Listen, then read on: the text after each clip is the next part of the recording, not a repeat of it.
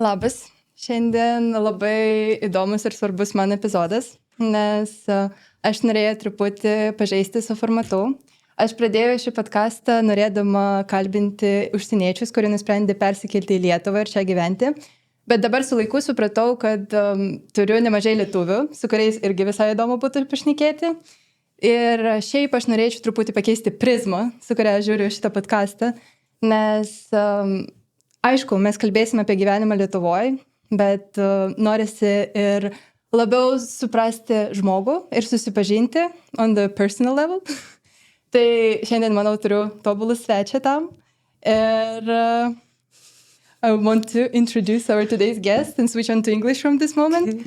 It's Erica Queen Jennings, the legend of That's very Lithuanian sweet. music. Because it sounded like you said queen. It's queen, not queen. The Queen, Erica. It's like very dramatic.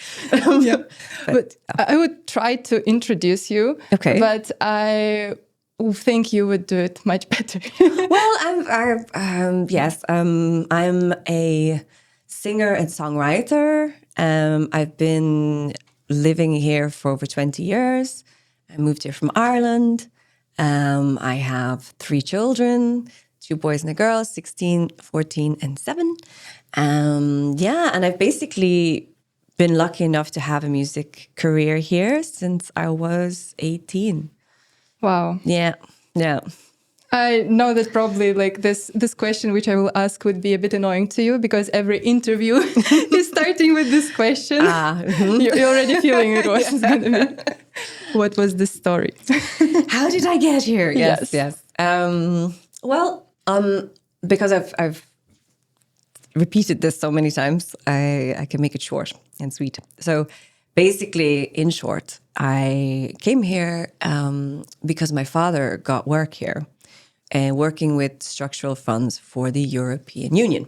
So it was a 4-year contract and I was a teenager. So How old you were? I was 15 when I arrived here. Well, 15 going on 16. And my parents didn't want to put me in boarding school. So they decided to bring me here. And that's how I ended up here. But the thing is, in those days, I mean, it was very, very different. I was actually the only teenage foreigner here, apart from one other person, the daughter of the Turkish ambassador. Okay. So it was just 2 of us in the whole country. And But you were studying in international school. Well, that's the other thing, is that the international school at the time was only the American school and AISV, and they only did up to 8th grade. Okay. Imagine, it was like, that was it.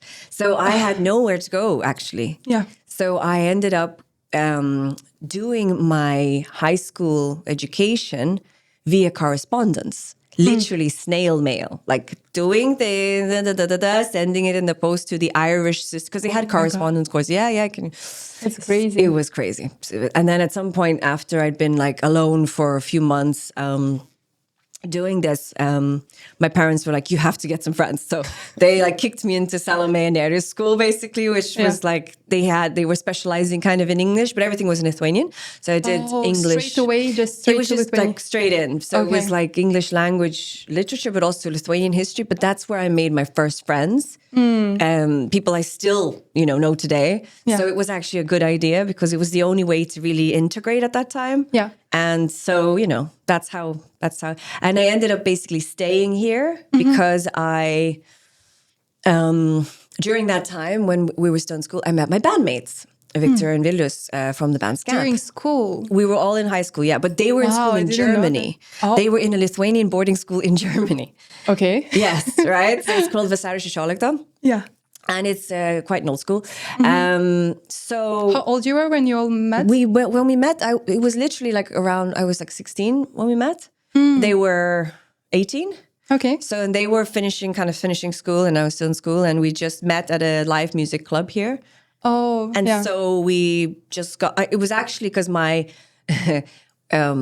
their friend at the time, who was also in school, he's a couple of years older, he was flirting with my sister who was there. He really wanted her to like go out with him. So he was like, hey, maybe you want to... older or younger sister? They're both older than me. Both? Yeah, okay. yeah. So, but he was like, come to this live music club, you know, this really cool band's going to be playing. And we were like, okay, may as well go. So we went. And then that's how we all met in the end. And they did actually go out for like 2 years. So in the end... The happy end. Yeah. But so that's how it... And then after that, we started making music. And so that's how I ended up coming here, but also staying afterwards. And about the band further, so you met and then you understood that you all enjoy music. And what was the moment when you decided that you want to do something together? How the idea came together?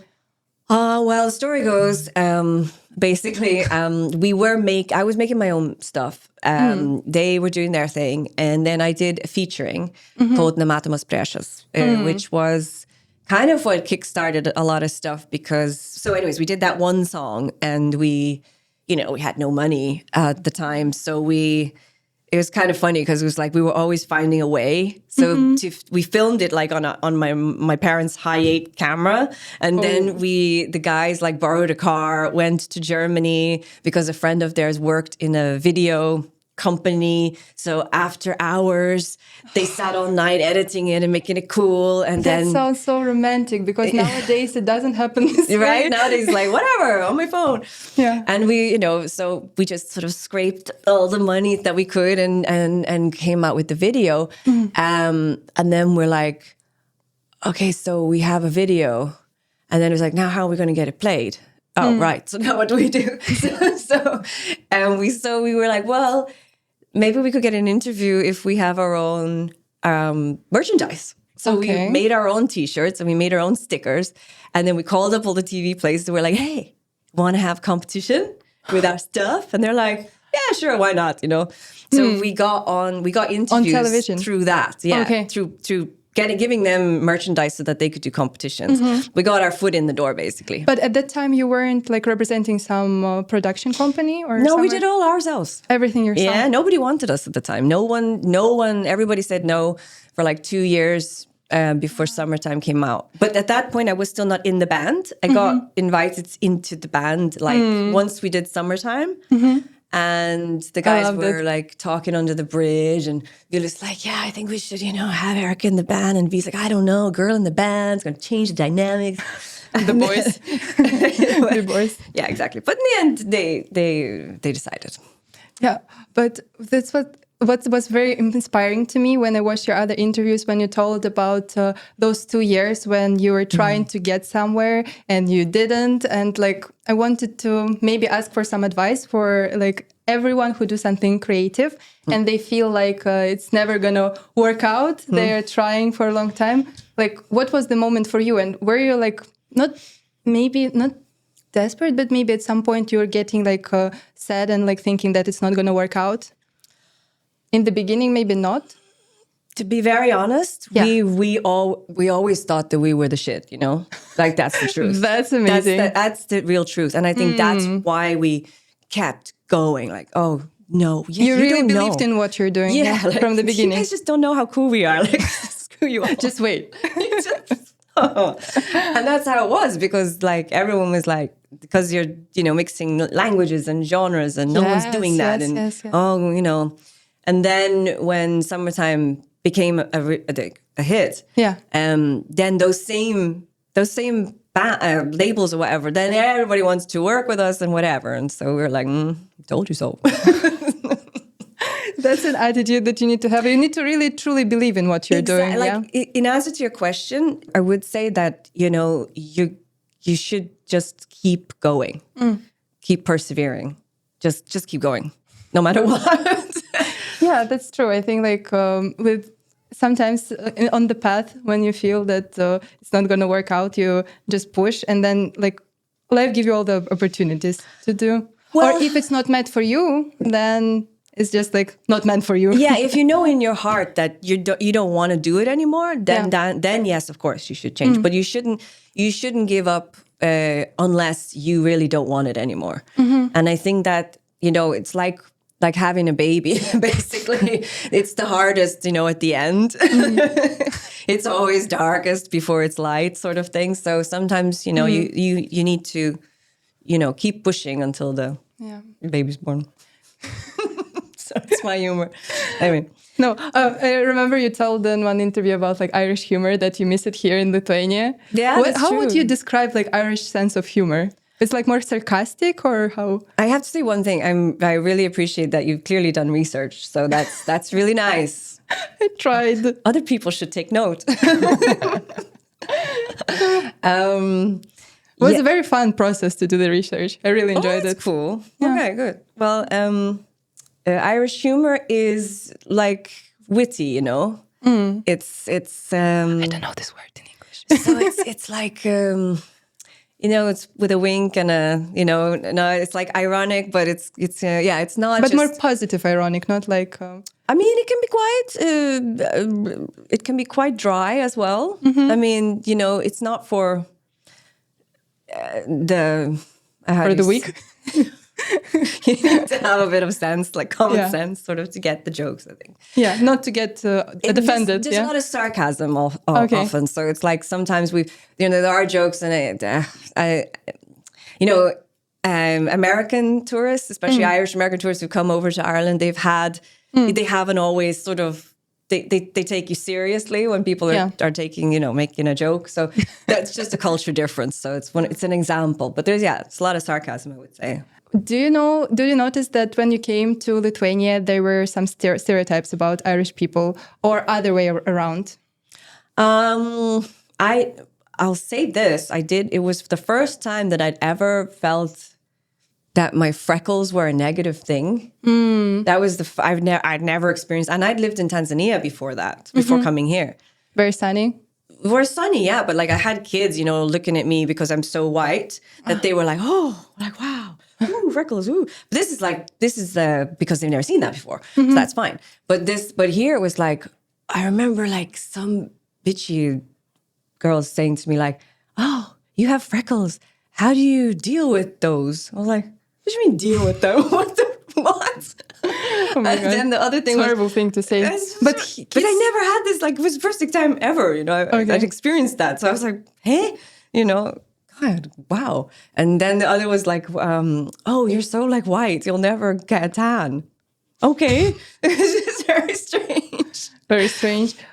And did you have like any imagination what Lithuania would be like before? But you were quite young, yeah? I had no idea. But I do, I do kind of believe a little bit in fate, in the sense that not that you just sit around and something's going to happen anyway. I believe as well, yeah. But there are some things. There's some signs, and I remember distinctly. One of the only things I remember from school in Dublin, from lessons, like, you don't remember every single lesson. Yeah. But I remember learning, so I would have been about 11, about the now Baltic states, that the Baltic states were independent. Of course, it's Ireland, so we're very much about independence. And this Lithuania and Latvia and Estonia. I remember learning that. And I never, when I think back to it, I never thought so many years later, I'd make my life there. Yeah. But, it's one of those things that sometimes there's little signs. And I heard that also some interview that you mentioned that there are quite a lot of Lithuanians in Ireland. Is it true? Yeah. And why is it like historically? Or don't know. Just basically when everyone started emigrating from here, Ireland was a popular choice. I think partly we have similarities in our history. We both have large neighbors that we're not very fond of. It's a small country. Yeah. So I'd say there's those kind of things, maybe. And so that was everybody went there, and we were the only family to come here. So that was like and you told that joke we had. When you just came, that people here seemed a bit like cold and unfriendly, and everyone was speaking, like you mentioned, like German and Russian, and no one speaks English that much. Yeah, I mean, of course, they're speaking German and Lithuanian, but basically, if there was a foreign language you were learning in those days, it was German more than. So, like Salomea, for example, it is the school. They were kind of the only first kind of school that was really pushing English. So yeah, it was very, very difficult to get around because. And at which point it changed, like your perspective, when you started to feel more warm and more like at home? At home, I mean, basically, the thing is, Irish people will talk to everyone, like all the time, in the bus, in the waiting room, in the doctors, whatever. Yeah. People will just strike up conversations. Yeah. In here, people don't do that. So Yeah.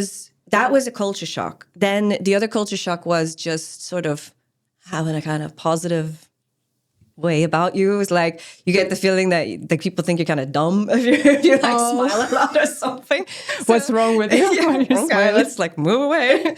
But there was but the thing is that we also arrived in winter when it was really cold and like it's dark and you don't know anyone. Extra traumatic experience. Yeah, and I was like a teenager, so I was like watching MTV all the time in my hotel and just feeling sad. But then my perspective changed when I started going to Salome, because then I got to actually meet my own age group and friends and the thing that I take from it, the thing that because I feel now sometimes when I go back to Ireland, like I'm not the typical chatty Irish person now anymore because that's rubbed off on me from being here.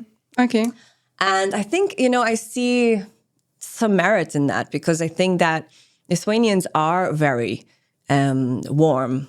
Yeah. But only with time. It takes time, but then it's worth it, Like they are sincere. Yeah. And I think that I learned to appreciate that, They're not acting that they like you if they don't. I mean, they have more smile sometimes, but just a little.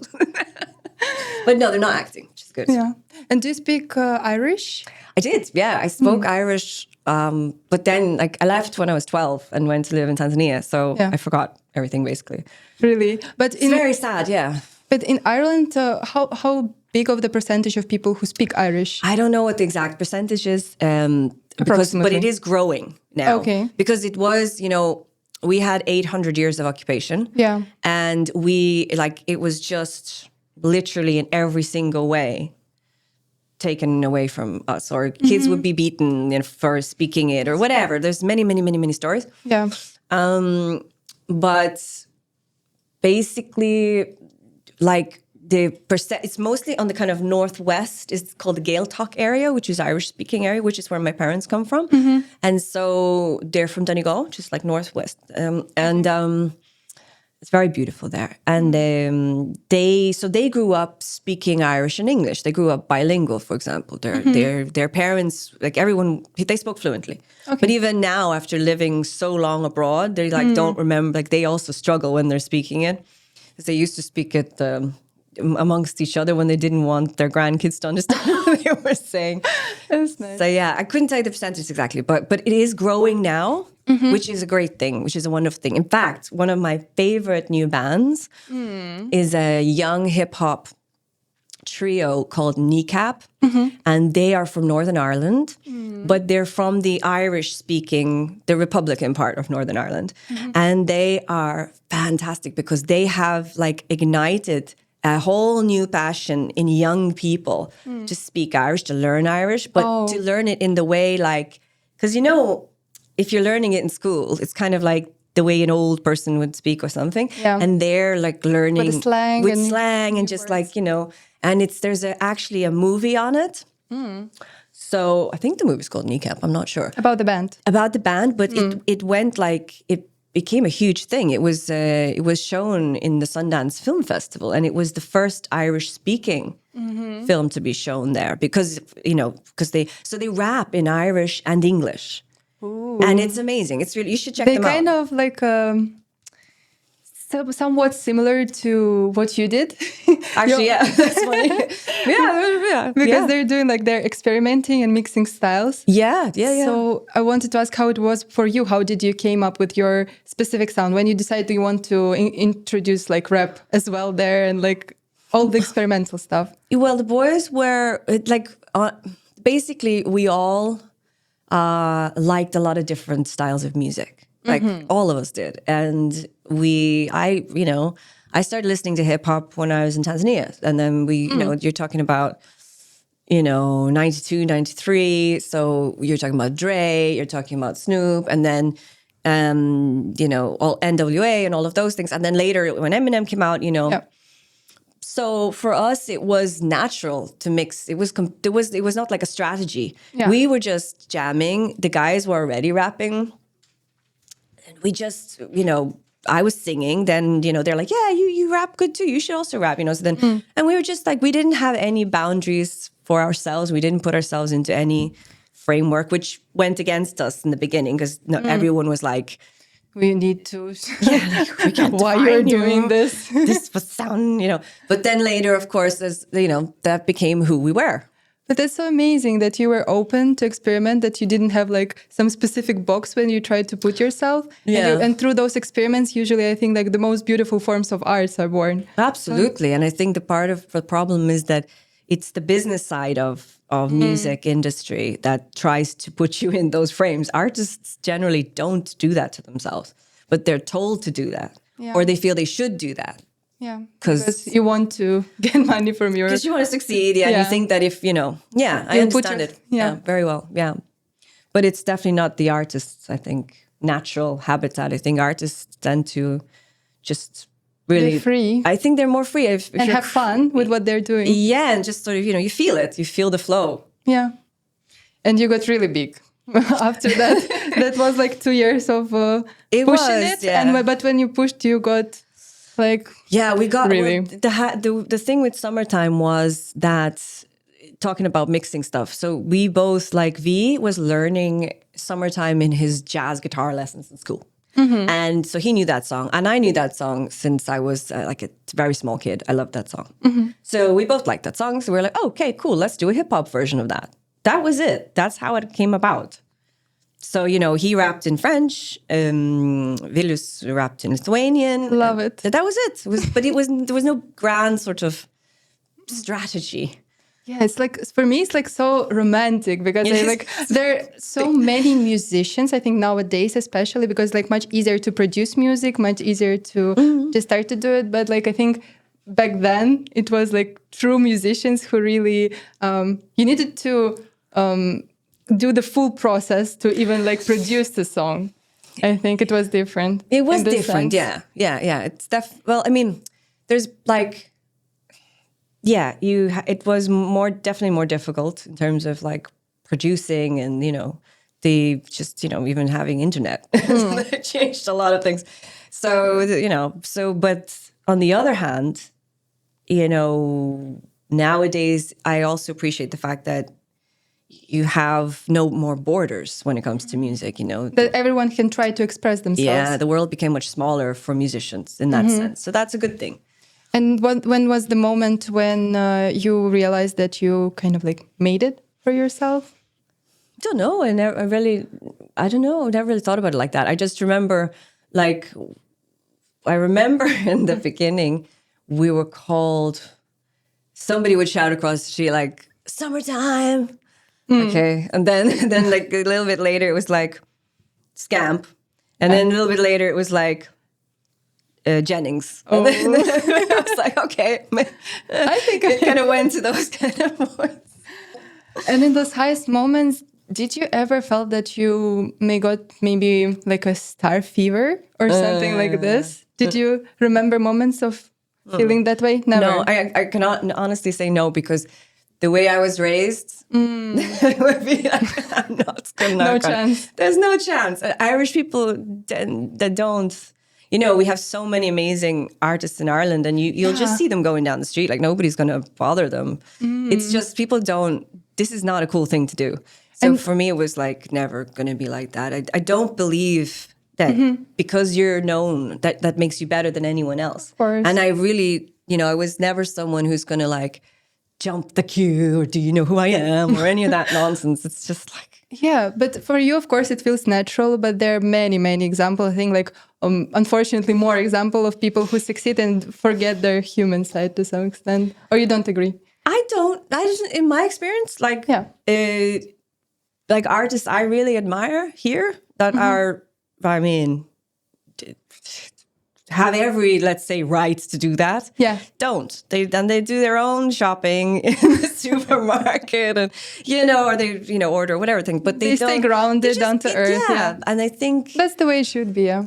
It should, but I think at the essence is your intention and why you're doing it. Are you doing it because you want to be famous, or are you doing it because you really love music and you want to move people? Like, it's a calling, it's a purpose. It's like, it's not about having your face on a magazine.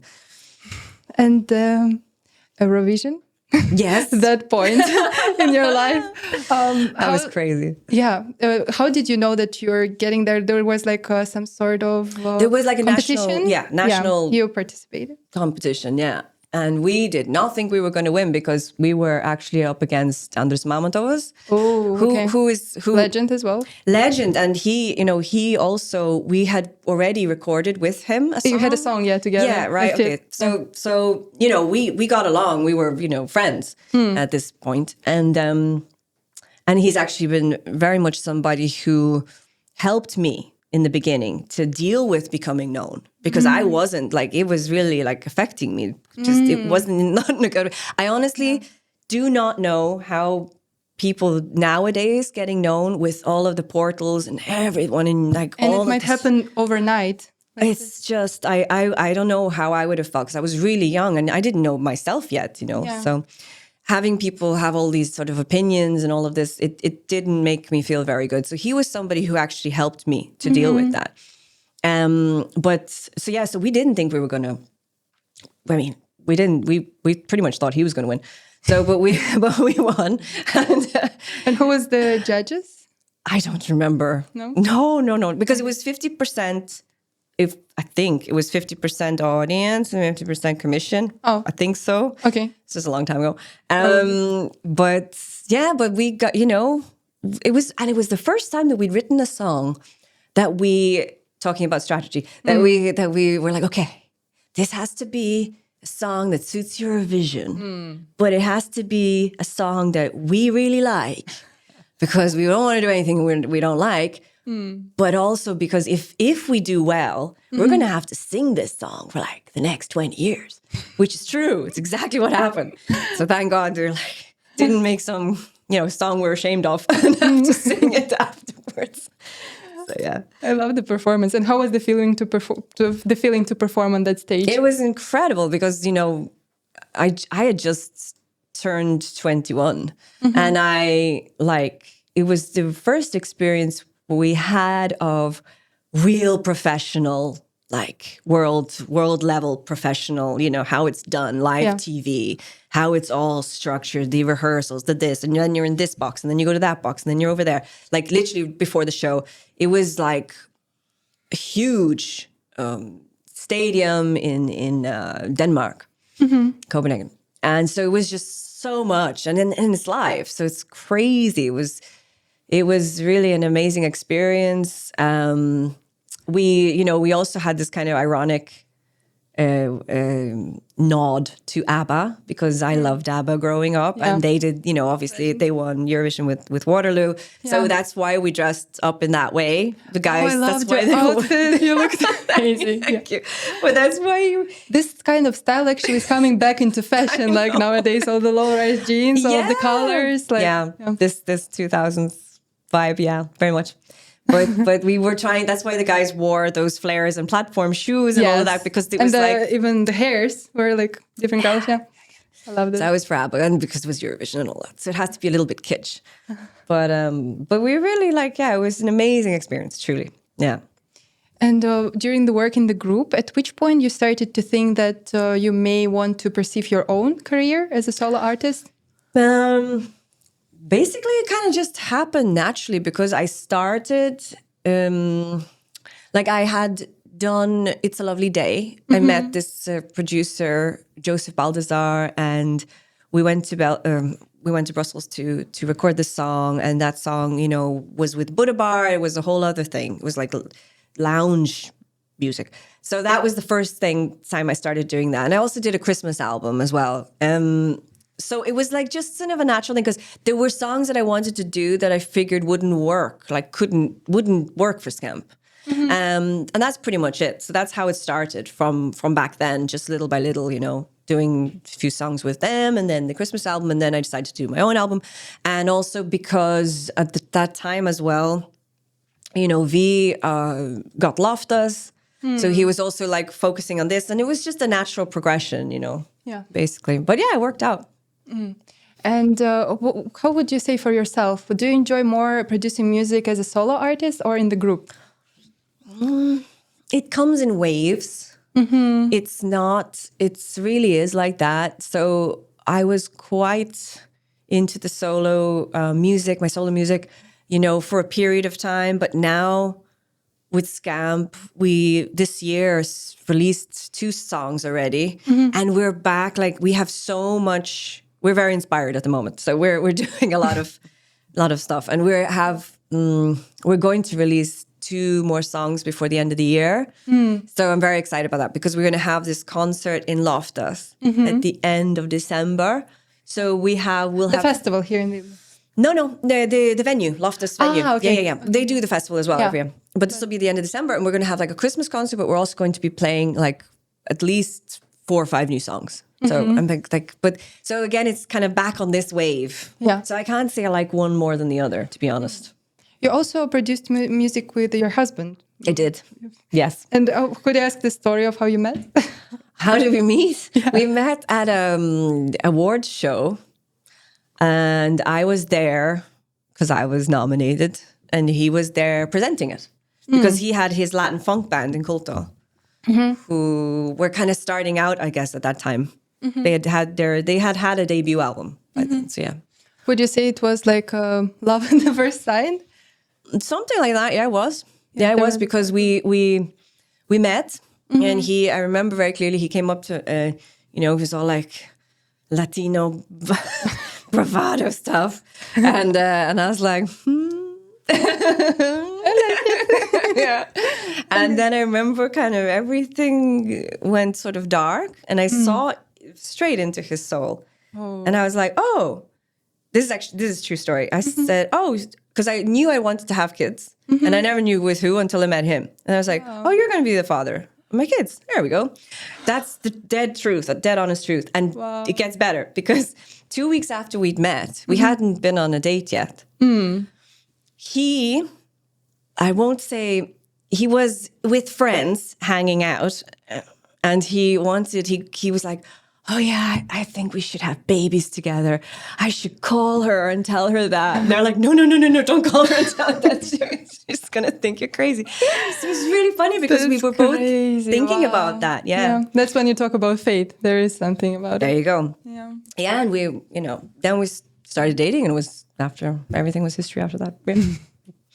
And how was the process of, how did you decide to produce music together? Was it like natural because you were both artists? Yes, basically, yeah. We did very different music, but we both liked one specific type of music, and that is from that era. That's why we did the ball and chain. That's why we had those aesthetics, because it was from that kind of Rat Pack, Sinatra, Monroe, that era of like the 50s and the 60s and that kind of era of like those kind of songs, retro, that kind of vibe. So we really liked that music. So we just started messing around, and we had an album, which was good. Well, did well. It was good.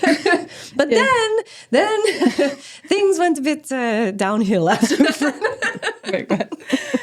But actually, like dating between 2 artists, exactly, because there's should be so much passion. Because I had once relationship in my life, before I had the relationship I have now, and I was a professional dancer. Yes, I saw you dance. That's great. But I was doing ballroom and that, and I actually moved to Lithuania to do to pursue my dancing career. And I started to dance for Lithuania with a Lithuanian partner. No way. Yeah, that's amazing. And with time, we started to date. It was my first love, blah blah blah. And then I realized for myself with time. I know that there were many factors for sure. We're young and we won't talk about that too much. But I understood that. Relationship between 2 artists, especially when you do something together, all of the time you produce together, you work together and then you date, and then it's like it's so overwhelming. And some people manage to do that. But no, there are some example, I guess. I'm trying to think, like from. But I guess in general, it's too hard. I think like for the artist, maybe you need more grounded person. I don't know, like, but it depends. I don't think it's about two artists. I just think that working together. Yes, I think I do agree with that. I think that there's very few people. Like I'll tell you, I know, for example, one couple. Who... My parents actually work together. They do? Yeah. What do they... Okay. What do they do together? They do different things, but one of the things, like they have like salons, like with the odontology, odontology things, and like some producing, like and hair salons. Basically, they do like business together for a long time. They're like together around like 30 years already. That's great. Yeah, but I understand that it's definitely really... I don't know, sometimes the relationship, because influence the relationship as well, because you come home and then you discuss. And even myself as a child, I remember like seeing them working together. It's bonding, but at the same time it can be very, very stressful. Yeah, my sister who lives in France, she works with her husband, Solus. They had a restaurant here together for like 15 years. Oh, okay. And so they've worked together, and it works for them. But there's like your parents, them. I mean, there's not a lot of people where it's just... For sure. Yeah. Maybe hard. But yeah, but from the artist perspective, do you think that because like the artist, I don't know, maybe it's a stereotype, but I believe that they're more, they're feeling the reality a bit more. Everything's more. Yeah. You mean two like artists in the being song. together? Yeah. Yeah. I don't know. I think it really depends on the people, I'd have to say. I don't know. I couldn't tell you. I definitely wouldn't say that I would never be with another artist again. No. I would be. Yeah, it's okay. Yeah. But I'm not sure if I would work together with them all the time. But yeah, maybe sometimes when you really feel like it, you want to do something. Yes. Yeah. But not to make it. Do you think like it was one of the reasons which influenced the relationship? No, I don't think so. I mean, I know why, if you're asking about divorce, I know why we got divorced, but it wasn't just because we worked together. Definitely not. There were other reasons, which I won't go into, because I think that those things are better left unsaid and unshared. But also, I will say that now, because we were together for so long and we have 3 children, I think that, one thing I have learned is that it's much easier to break things than to heal things. Yeah. So for us, learning to co-parent has been a process, but it's like we've both made the effort to do it. Yeah. Because it's just be much easier just be like, whatever. And just, just communicate by email or something, which some people do. But, I kind of also like, we wanted to give a good example to our kids as well, like how you can do it. Yeah. But doesn't mean it's easy. Yeah. But I think it's the right way to go. And during this process, I wanted to ask, because in the interview you also told that after the divorce, you felt that you came back more to yourself. I actually noticed it like a pattern. Of course, I've never been married myself yet. Hopefully it will at some point. But I don't know, like many examples that women come into the marriage and then they kind of like the routine comes. Yes. Also, you need to give birth to children and then raise them, which is like a separate job itself. Yeah, that's absolutely. And then it's like so overwhelming and you start to lose the sense of who you are. Yeah, well, I wouldn't say I lost the sense of who I was, but I definitely, what I meant by coming back to myself was, like, I think that women have been sort of scammed in a way, because we've been told, like, you can have it all. But I don't think so. I think that, yes, sure, we can have it all, but not all at the same time. Because, and I think that's key. And I personally was fine with having kids and taking time off, because I had kids because I wanted to raise my kids. Yeah. I didn't have kids for someone else to raise. Yeah. So, and of course I had a lot of help from my parents, because my mother was my parents were retiring at that point. So, well, no, that's not entirely true. But my mother was not working. She was working always in the home. So she was very much a typical Irish grandmother, like hands-on, always, there to help, which is amazing. huge, this extended family and all of that. But I think that this idea of that we've been, because it doesn't work that way. Like now we're in a scenario as women where we are, as having been told we can have it all. So we're told to you can have a career and then you can have your kids. Yeah. Then you can sort of do everything that was before a masculine role. Yeah. But then, so you're doing all that stuff, you're doing the same things, but then when you come back, you're still doing 90% of the domestic work. Yeah. And of the emotional labor. And the emotional labor is considered like separate work. Yeah, but it's like, you're the one who knows when the birthdays are, when the dentist appointments have to be, all of that stuff, And it's not like, so for me, but when I'm talking about being a mother, I was perfectly happy to, like if I ever had to choose between my career or raising my kids, it would be always raising my kids. I was perfectly happy with having both, but understanding that I didn't have to kill myself. Like, because in terms of career, like I was okay with, and I knew and I understood and accepted that I couldn't put in 100% in my career if I have two small children. Of course. And I was okay with that. And then there's other people telling me, well, no, I mean, what do you mean? How can you be okay with that? And then I remember when I was like having therapy at one point, I was saying to my therapist, but I am happy like this. I mean, I'm fine with, the way it is. And she's like, yeah. And that's okay because that works for you. Yeah. But I think it's... Other people want to, They were telling like you need to put more focus into your career. Yes. Yeah, you should focus. And I was like, well, I mean, it's not going anywhere. It's your life. Yeah, exactly. And the thing is, they're only little ones. Yeah. And that's when you make your real connections and bonds with your kids. And if you would come back to yourself, of course you can't change past. If you come back, then you still be yourself at that moment.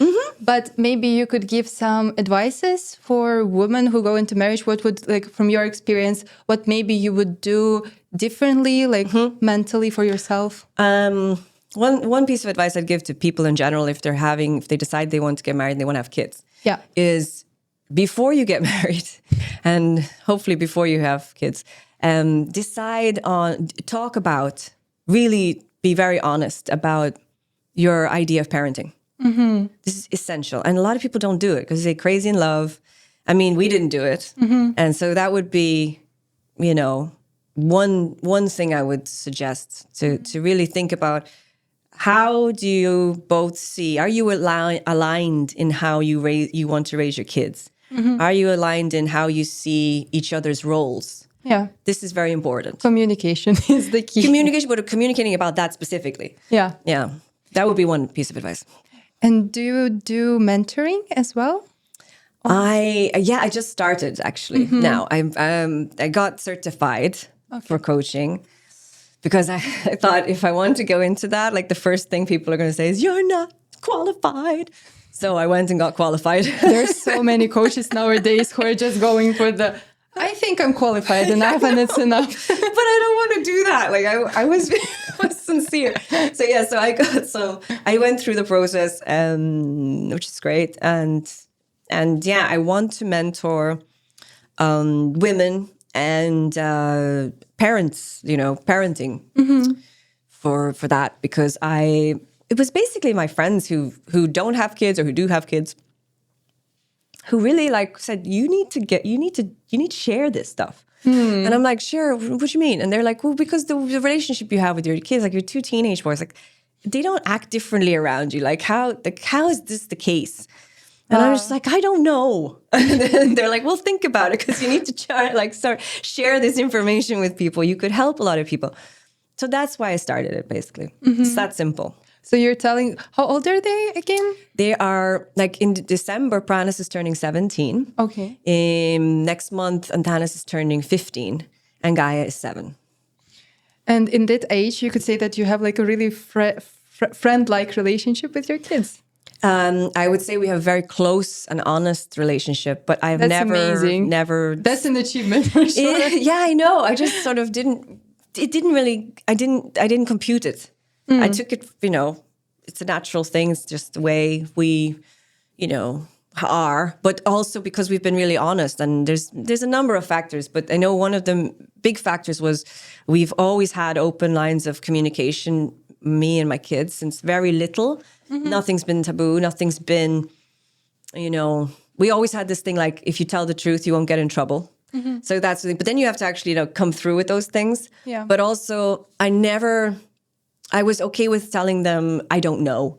I was okay with saying, not pretending that I'm perfect. Yeah. So when they hit their teenage years, they didn't have this like big sort of disappointment. Yeah, like my parents is not a god, just a regular person. So maybe those are part of the reasons. But yeah, but I've never also tried to be their friend. Still take the parent role, yeah. So they would absolutely. They were surprised that I didn't want to be. Or I didn't act like kind of a good friend to my kids. I mean, I am like, they know that they can call me at 2 a.m.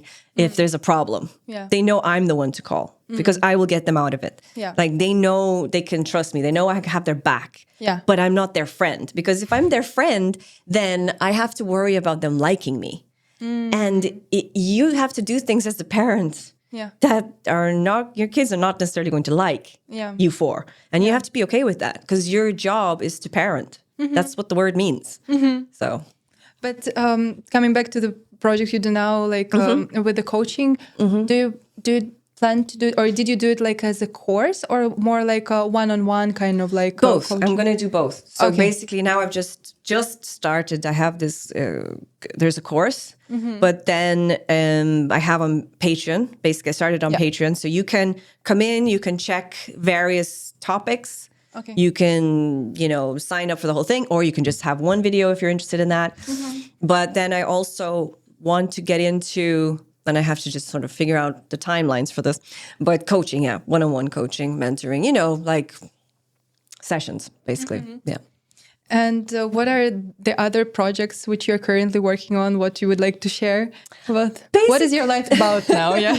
So my life is basically about that for now. This is like a new thing. The new music we have with Skamp. Yeah.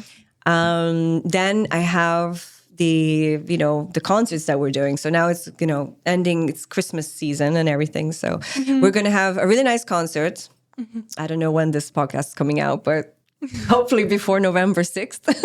Yeah, I hope like in 2 weeks will be good. Okay, great. So November 6th, we'll be doing a concert in Tamsta with Patras Genishas. Okay. So he is a very renowned classical pianist.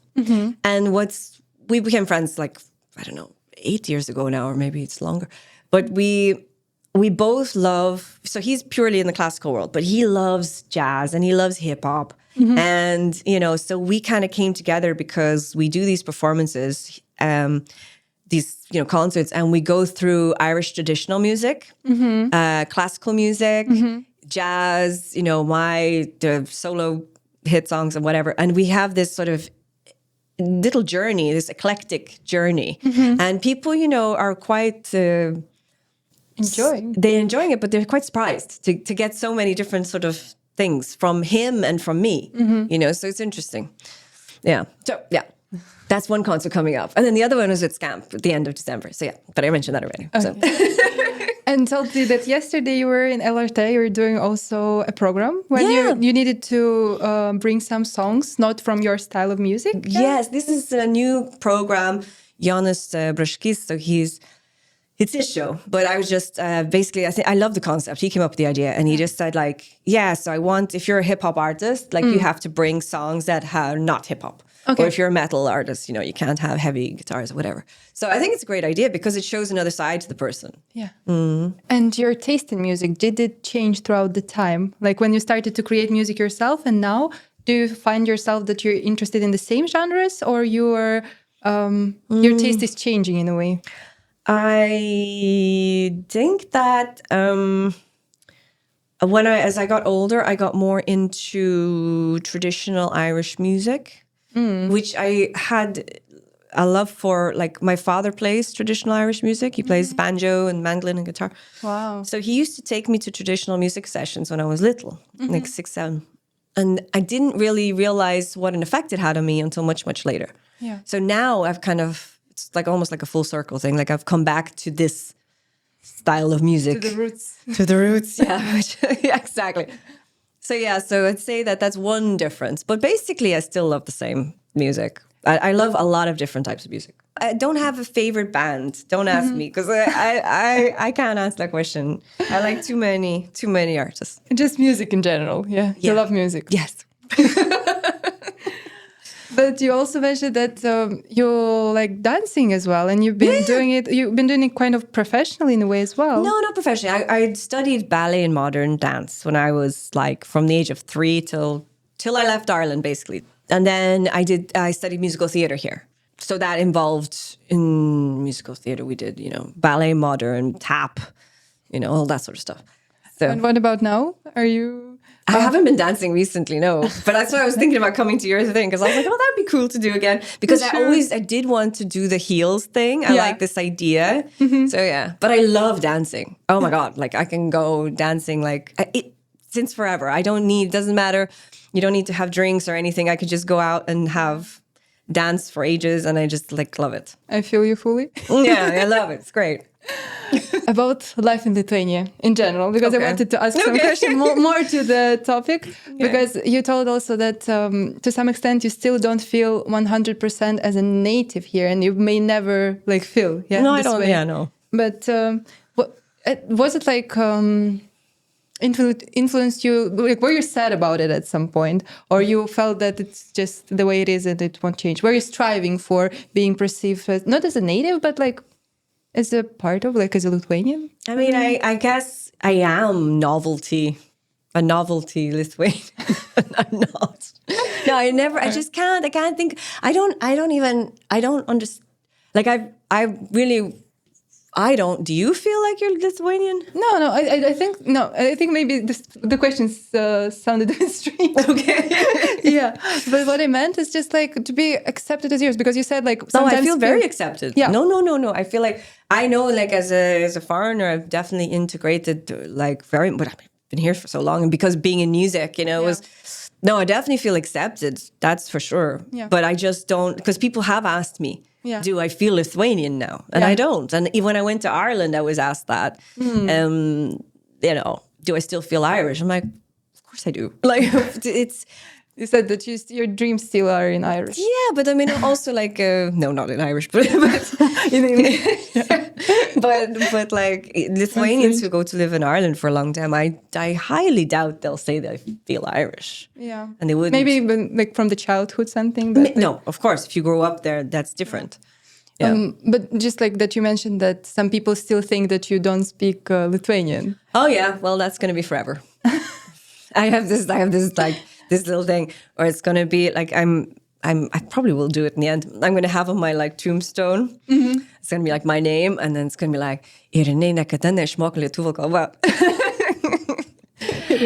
so that's going to be my revenge. I have one kind of a traditional question. Okay. This it's more of a quiz, short answers. Okay. 3 pros and cons of living in Lithuania. Oh God. Okay. Oh, I'm gonna get shot. 3 pros. Well, Lithuania, but I live in Vilnius, so it's a great place. It's very clean. Mm-hmm. It's very healthy. Truly, it's a great place to raise kids because it's safe for the most part. I mean, I'm talking about Vilnius as well, but also it's clean. But also, if you compare to what kids eat, in other countries growing up, and then what they eat here, it's it's really, there's a big difference. So I would say those are, and it's very beautiful. Living in Vilnius is stunning. The architecture is amazing and all of that. So yeah, those I think are the best things. Stunning place, good food for children. Yeah. Okay, clean. Clean, yeah. And what about the cons? Well, no one likes this question. Well, Lithuanian language is very difficult to learn, but it's possible. And you speak amazing. So is that a con? I don't know. But what else would be difficult? Because I find it very difficult because I am, not because I don't want to say anything bad. Okay. But because, I really, there have been times when I've said to Lithuanian people, like, the hell, don't talk like about your, Irish people would never usually say to foreigners, like talk down their country to foreigners. Like they wouldn't do it. But I've had it happen. Like, and I think that's a con. There's a good con that, Irish people will complain about their country amongst themselves. But they don't. You don't do that, So, and I think there should be more of that here, like more of that. And that Lithuanians say to foreigners some like what they're not happy about. Yeah. No, it's more like they're like kind of, why do you want to live here? I'm like, what do you mean? Well, yeah, you could live in another place, but like, why here? Like, it's in the sense that it's not a good place to live, and that's absolutely not true. Yeah. So I've said that many times. So I just think there should be more of that sort of patriotism. I mean, in a good way. We don't need any more skinheads, thank you. Please. Oh my God, have you ever met one in real life? Oh yeah. Yeah? Yeah, we have. No, I was born in different times, so it's much more tolerance and everything. But... Dude, we had, because V was, is brown, so it was like hell for us. And the ironic thing is, it was hell for us until we got, well, it wasn't hell, but we had a few altercations before we got known. Because once we got known, it sort of kind of like dissipated.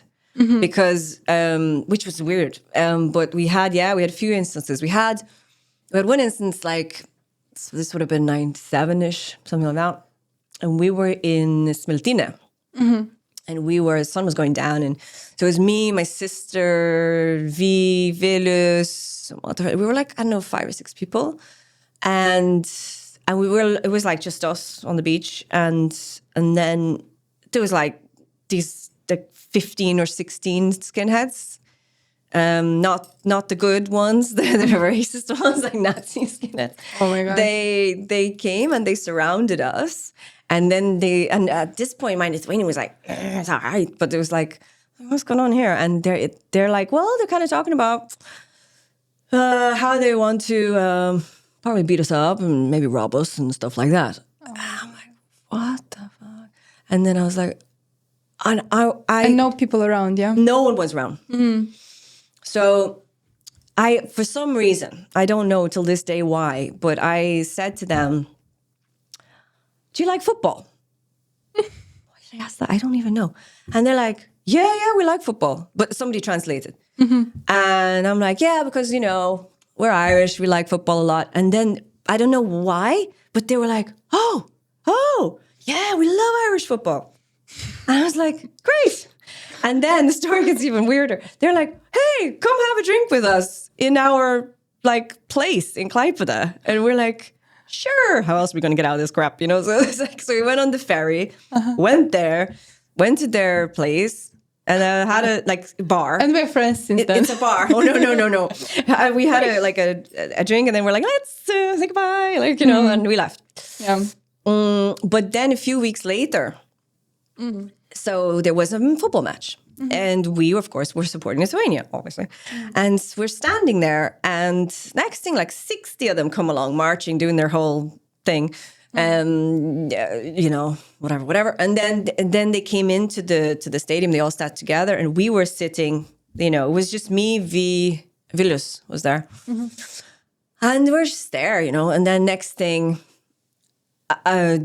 guys come over. They sit down. They start like, "Why are you here?" And one of them was drunk. He's spitting at V, and and he's like, "Fucking you," whatever, telling me horrible things. And I was like, fuck you. And I just spat back at him. And he was like, oh my God, we're gonna beat you up. We're gonna get you and everything. And I was like, I turned to look and I see the same guys who had invited us in Klaipėda, acting like they didn't know us now. I was like, you cowards. You are absolute cowards. Like the typical bullies, they only do that stuff when they're in big groups and whatever. Yeah. Anyway. But security were not like helping or anything. So we did leave the match early. But yeah. So we'd had a few altercations like that. But at the time, it was also at that time. Of course, there's still racist people around. That's going to be everywhere. But then the thing is that in those days, they were considered and called patriots. And I never understood that because I was like, hold on a minute now. And I remember saying this in a radio interview once. I said, like, if something actually happens, like if Lithuania, God forbid, would get again invaded or something, do you really think these guys are going to be going to the front lines? Like, do you really think that's what's going to happen? Because I don't see it happening. Yeah. Like, what have they done for their country except, marched around? So, yeah. Do you feel that it's very different now? Like, it's definitely changed. I wouldn't say it's like, I would say, it's very different. Thank God. Yeah. Do you think there are like some things which you think should be changed? In terms of what? There's a lot of stuff. Let's start the list. No, I mean, like, maybe from the tolerance side, like the way, like, I think it's definitely improved. I have to tell you, can't lie. As you know, I have a lot of friends who are, the LGBTQIA community. So, and I was at the first Gay Pride March, which was not much of a march, or a party at all. This was 2010. It was just, we had police escorts and it was like burning crosses. 2010, yeah. Like literally, they were across the river. It was like burning crosses, and we had bricks thrown at us, and this guy Jurgis was there. Of course, being as intelligent as always. So yeah, it was like, it was just really crazy. But but then that's what I'm saying, like, because I've been here a long time. So I've seen it change from night to day, like truly. And it's I just think one thing I would like to change, if I could change anything, I would change cancel culture, because I can't stand it. And I actually went from liking the word tolerance to not really liking it anymore, which is weird, because tolerance implies that you have to tolerate everything. Yeah. And I don't tolerate everything. Yeah. Like, there are specific things that I don't tolerate. So where does that leave us? But I would like to change that about cancel culture, because I think more and more, it's social media, we're all living in our own little bubbles. Yeah. So we find it really hard to debate with someone who doesn't think like us. It's like, whoa, what do I do now? It's like loading. Because we're used to being, Right. Well, no, we're used to being around people who agree with us. Yeah. We're used to being in our own little groups and this and this and that. And I think that it's very important for society in general. This is not just about Lithuania. I'm talking about... in general. Yeah, the world. That we need to not lose the art of debate. We need to be, able to engage with people who don't agree with us. Like, that is what democracy is all about. Like, you can't... I agree. Yeah. So I think that would be, if I had a magic wand, that's what I would try to change. Because I think, especially like you as an artist, you feel like, I think, like maybe pressured to some extent because of the cancel culture, that you may say something which is like just your opinion, and which can be like not just an opinion which exists, and there's different opinions, and then you can just be cancelled.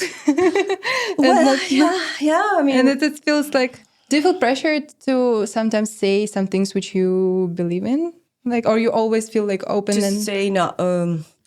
Some of the opinions. I've been in trouble many times. I've not held my tongue sometimes, because I just couldn't. Because then I'd feel like a hypocrite. Then I wouldn't be able to sleep at night. So that's kind of why I did it. And yeah, I don't know. I'm still here, so it looks like I wasn't cancelled.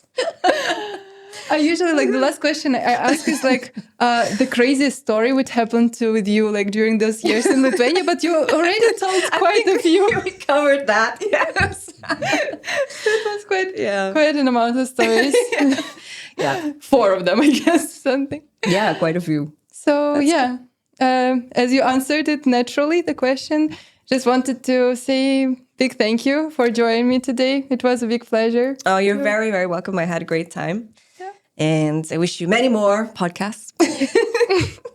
And then who knows, I might come to your dance thing. Yeah, I really wish so. Yeah, that could be cool. Thank you so much for joining.